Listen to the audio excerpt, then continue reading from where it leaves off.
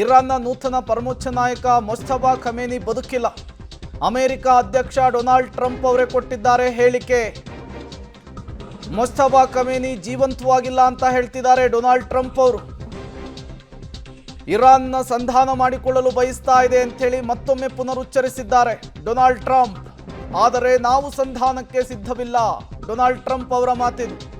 ಮೊನ್ನೆ ಇದೇ Donald Trump ಅವರು ಮುಸ್ತಫಾ ಖಮೇನಿ ಅವರು ಆಸ್ಪತ್ರೆಯಲ್ಲಿದ್ದಾರೆ, ಅವರ ಲಿವರ್ಗೆ ಕಾಲಿಗೆ ಪೆಟ್ಟಾಗಿದೆ ಎನ್ನುವಂತಹ ಮಾಹಿತಿ ಕೊಟ್ಟಿದ್ರು.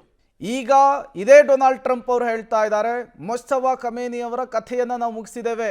ಆಯತುಲ್ಲಾ ಅಲಿ ಖಮೇನಿಯ ನಂತರ ಅವರ ಎರಡನೇ ಮಗ ಮುಸ್ತಫಾ ಖಮೇನಿಗೆ ಪಟ್ಟವನ್ನು ಕಟ್ಟಲಾಗಿತ್ತು. ಯಾರೇ ಉತ್ತರಾಧಿಕಾರಿಗಳಾಗಿ ಬಂದರೂ ಕೂಡ ಅವರ ಕಥೆಯನ್ನು ನಾವು ಮುಗಿಸ್ತೇವೆ ಅಂಥೇಳಿ ಬೆಂಜಮಿನ್ ನೆತನ್ಯಾಹು ಶಪಥಗೈದಿದ್ರು. ಅದರ ಹೇಳಿಕೆಯ ಬೆನ್ನಲ್ಲೇ ಮುಸ್ತಫಾ ಖಮೇನಿಯ ಇದ್ದಂತಹ ಜಾಗದ ಮೇಲೆ ದಾಳಿಯನ್ನು ಇಸ್ರೇಲ್ ಮತ್ತು ಅಮೆರಿಕ ಜಂಟಿಯಾಗಿ ಮಾಡಿತ್ತು. ಈ ದಾಳಿಯಲ್ಲಿ ಮುಸ್ತಫಾ ಖಮೇನಿ ಸಾವನ್ನಪ್ಪಿದ್ದಾರೆ ಎನ್ನುವಂತಹ ಸುದ್ದಿ ಹರಿದಾಡಿತ್ತು. ಅದಾದಮೇಲೆ ಡೊನಾಲ್ಡ್ ಟ್ರಂಪ್ ಅವರೇ ಟ್ರುತ್ನಲ್ಲಿ ಅದಕ್ಕೊಂದು ಕ್ಲಾರಿಫಿಕೇಶನ್ ಅನ್ನು ಕೊಟ್ಟಿದ್ರು, ಇಲ್ಲ ಆಸ್ಪತ್ರೆಯಲ್ಲಿದ್ದಾರೆ ಅಂಥೇಳಿ. ಈಗ ಇಲ್ಲ ಅನ್ನುವಂತಹ ವಿಚಾರ.